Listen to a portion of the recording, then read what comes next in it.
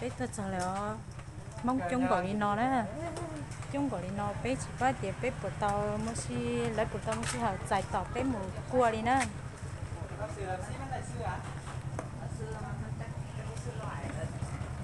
thời tới mỏ rồi chỉ lo tới là lấy xí nào yêu lá đó nha không quay video chơi thôi chú ạ. Quay xong về trên nhà mình quay cảm hôm nay cháu đi chơi nên là cháu tiện cháu quay để về video. Đúng rồi. Rồi dược tốt. Mua đi nhá. Mua cái mất rồi ta. Cái là thế kì. Chơi giải vô kế là vô giải thế kế này.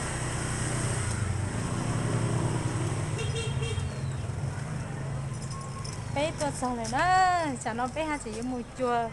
thôi cứ không có xe lấy của ba tập bé ọ hối vô muốn mà chúng thì tiền đi